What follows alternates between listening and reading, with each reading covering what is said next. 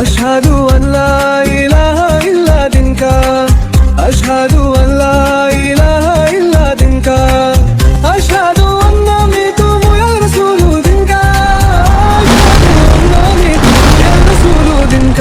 ഞാൻ ഫസ്റ്റ് എൻ്റെ ഭയങ്കര ക്ലോസ് ആയിട്ടുള്ള ഒരാളെ എനിക്ക് പേര് റിവീൽ ചെയ്യാൻ പറ്റൂല.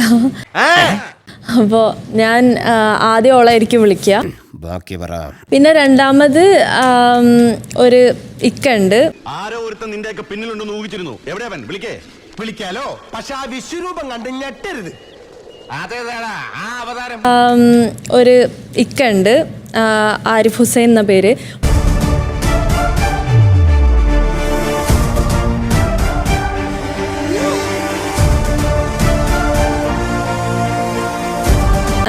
ആരിഫ് ഹുസൈൻ എന്ന പേര്.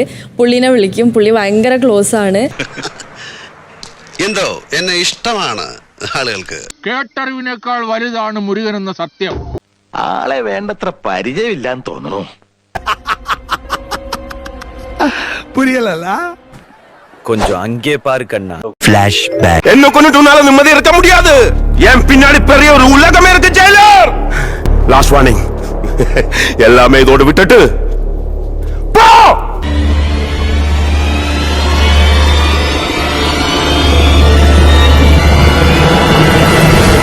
ഫരിദന്റെ ആളുകൾ അന്വേഷിക്കുന്നുണ്ട്.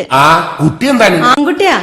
എല്ലാ മലയാളികളായിട്ട് ജനിക്കുന്ന ഒരു കുട്ടിയെ പോലെ ജനിച്ചു വീണ് ചെവിയിൽ ബാങ്ക് കൊടുക്കപ്പെട്ട ഒരു മുസ്ലിം പയ്യൻ. எனக்கு 3 விஷயம் ரொம்ப பிடிக்கும்.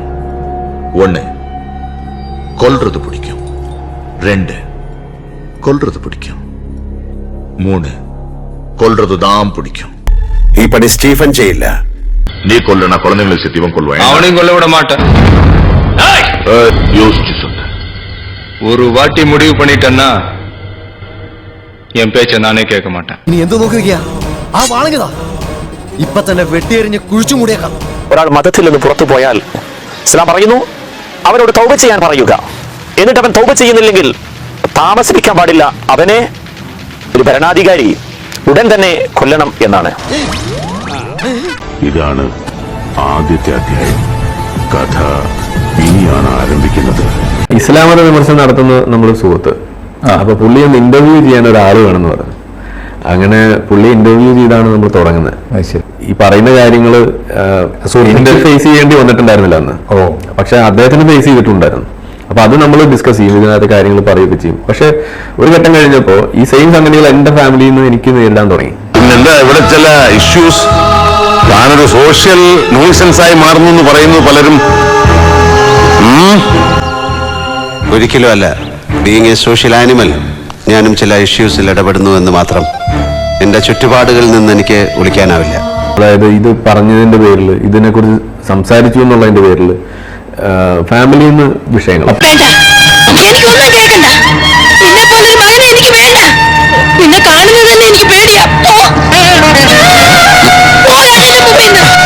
നിനക്ക് പകരം ഇപ്പൊ എനിക്കൊരു മകനുണ്ട്. അതാ ആ നിൽക്കുന്ന 18-ാം പട്ട തെങ്ങ്. ഞാൻ അവസാന ശ്വാസം വരെ അതിന് വെള്ളം കോരും.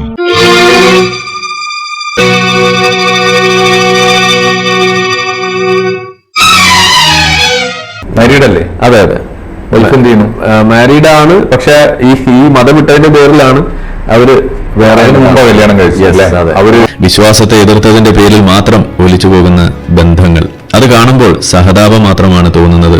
വേണ്ട, എനിക്ക് വേണ്ടി കരയാൻ പോലും ഇനി ഒരാൾക്ക് അവകാശമില്ല. ഒരു ബന്ധത്തിനും കഴിഞ്ഞാൽ എന്റെ മേലില്ല. ഞാൻ തനിച്ചാണിപ്പോ. എങ്ങനെ എവിടെ എനിക്ക് ജീവിക്കാം? ഒരാളും എന്നെ തേടി വരില്ല. കൊണ്ടാട്ടി എന്നെ ഒതുക്കറ, പെത്ത പുള്ള എന്നെ പെരുക്കറ. நான் உண்மையா இருந்தோம் ஒத்தையில தான் நிக்கிறேன். என் கதையில நான் வில்லண்டா. A few years later. ഹേ പട്ടാൻ, ഈ ബോംബെ നഗരത്തിൽ എന്റെ അഡ്രസ്സിന് പിൻകോഡ് ഇല്ലെങ്കിലും പോസ്റ്റ് വരാറുണ്ട്. എന്താണെന്നറിയാമോ?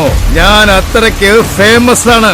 ഈ കഴിഞ്ഞ കാലത്തിനിടയ്ക്ക് ആരെങ്കിലും എവിടെയെങ്കിലും എപ്പോഴെങ്കിലും അവന്റെ പേര് ഉച്ചരിച്ചതായി കേട്ടിട്ടുണ്ടോ? ഹലോ, ഹാരിസ് സാർ അല്ലേ? അതെ. ഹലോ, അതെ അതെ യെസ് പറഞ്ഞോളൂ. ഞാനും കൂടെ ശബ്ദം ഒന്ന് കേൾക്കാൻ എത്ര കാലമായി കൊതിക്കുന്നു. ഹലോ, ആരിഫ് അല്ലേ? ഹലോ, ഞാൻ വിളിച്ചത് ഒരു അപ്പോയിന്റ്മെന്റ് എടുക്കാനായിരുന്നു. മിസ്റ്റർ ആരിഫ് ഹുസൈൻ ആണോ? ആരാണ്? ഹാരിസ് സാർ അല്ലേ? ഹാരിസ് സാർ, ഞാൻ കുറെ ആയി ട്രൈ ചെയ്യുന്നു സാറിന്റെ അടുത്തൊന്ന് കോണ്ടാക്ട് ചെയ്യാൻ വേണ്ടിട്ട്.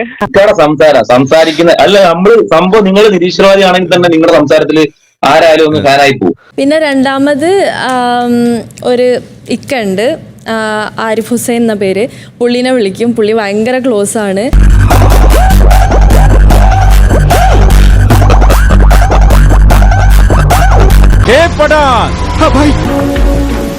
പോസ്റ്റ് വരുന്നത് ലെറ്ററിലെ അഡ്രസ് നോക്കിയല്ല,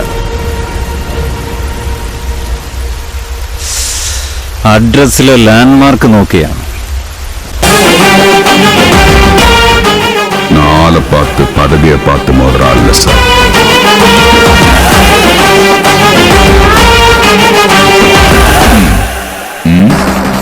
ഞാൻ വന്നപ്പോ മുതലില്ല ചെന്നായകൾ എന്നെ കൂട്ടം കൂടി അടിക്കാൻ നോക്കാം. ഇനി ഇവിടെ ഞാൻ മതി. എന്നെ കൊണ്ടിട്ട് ഉന്നാലെ നിമ്മതി ഇറക്കാൻ മുടിയാത്. എൻ പിന്നാടി പെറിയ ഒരു ഉലകമേ ഇருக்கு ജയിലർ. ലാസ്റ്റ് വാർണിംഗ്, எல்லாமே இதோடு விட்டுட்டு போ. என்னோட நண்பனா இருக்கிறதுக்கு எந்த தகுதியும் வேண்டாம், ஆனா எதிரியா இருக்கிறதுக்கு തകുതി വേണം. വിഷമം എന്താന്ന് പറഞ്ഞു കഴിഞ്ഞാൽ ഇന്നലെ ഉമ്മ വിളിച്ചു. സ്വത്തൊക്കെ ഭാഗിക്കാനും അത് നിങ്ങളുടെയൊക്കെ പേരിലേക്ക് എഴുതാനൊക്കെ ഉള്ള ആലോചനയിലാണ് ഉള്ളത്. നീ മതം സ്വീകരിച്ച് ഇസ്ലാമായിട്ട് കുടുംബത്തിലേക്ക് വരുന്നുണ്ടോ ഇല്ലേ? ഇല്ലാന്നുണ്ടെങ്കിൽ ഞങ്ങൾ വേറെ ആളുകൾക്ക് കൊടുക്കും. ആ സിംഹാസനം ഞാൻ തിരഞ്ഞെടുത്താൽ അത് നിങ്ങൾ എന്നെ വളർത്തിയ മഹത്വത്തിന് അപമാനം. ഞാൻ ഒരിക്കലും കൊടുത്ത വാക്ക് തെറ്റിക്കില്ല. പണമല്ല പവറായാലും അതിന്റെ ഒന്നും മുമ്പ് വീണ ചരിത്രം ഈ മാരാർക്കില്ല. നാസിക്കിലെ റിസർവ് ബാങ്കിന്റെ നോട്ടടിക്കുന്ന പ്രശ്നമുണ്ടല്ലോ, കമ്മട്ടം, അതെടുത്തുകൊണ്ട് വന്ന് തുലാഭാരം തൂക്കിയാലും മാരാരിരിക്കുന്ന തട്ട് താണു തന്നെ ഇരിക്കും. ഞാൻ പറയുന്നത് കേക്ക്. നിന്റെ കൂട്ടത്തോട് പറഞ്ഞേരെ ഒറ്റ വീണ്ടും കാട് കയറിയുന്നു.